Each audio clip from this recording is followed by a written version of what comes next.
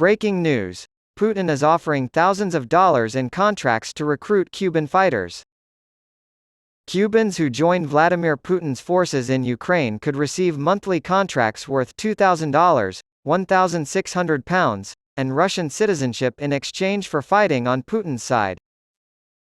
The Central American country has voiced its disapproval of the targeted campaign, which includes an offer of citizenship to the Cubans' family members.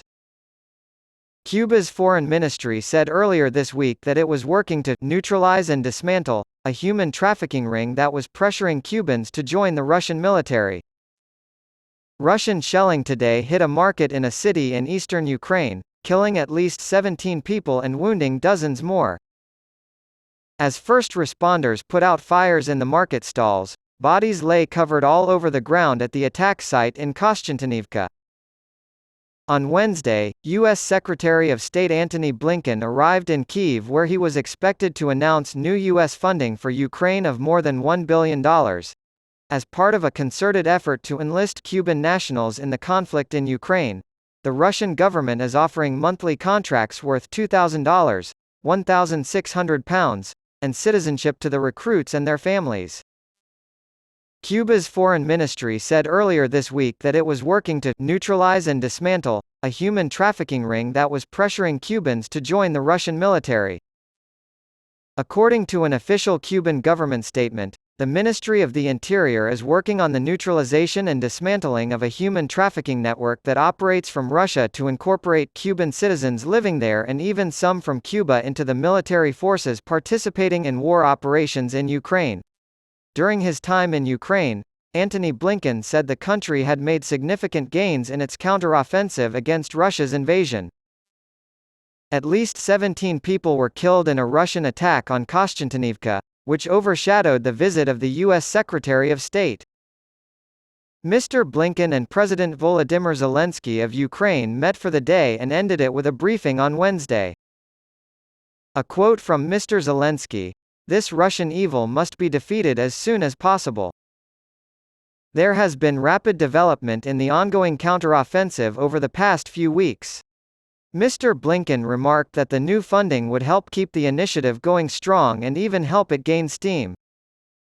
And he said it was very, very encouraging to see the progress being made. Russian aggression against the Ukrainian city of Kostiantynivka has been called heinous and barbaric by the European Union. On Wednesday, after at least 17 people had been killed in the attack, the EU issued its statement. The European Union's diplomatic service issued a statement in which it accused Russia of continuing to terrorize Ukraine's civilian population, and promised that those responsible for the attack would be brought to justice. According to Romania's defense minister, parts of a drone used in Russia's recent attacks on Ukraine's Danube River port have been discovered in Romania. Parts of a drone were found in the eastern county of Tulcea, near the Danube, which serves as a natural border between Romania and war-torn Ukraine, according to Angel Tilvar, a local news anchor for Antenna 3 CNN.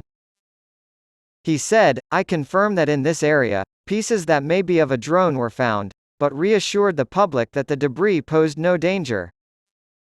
It is unknown if or when Romania discovered the drone's launch location.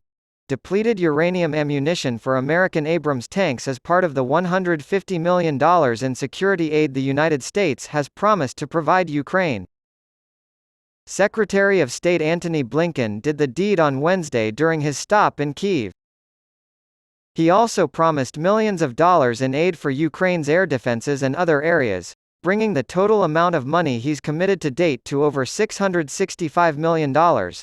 On Wednesday, U.S. Secretary of State Antony Blinken visited Kyiv and announced new aid for Ukraine totaling over £795 million. Millions of dollars will go toward bolstering Ukraine's air defenses and other infrastructure, and the fund as a whole will include hundreds of millions in new military and civilian security assistance.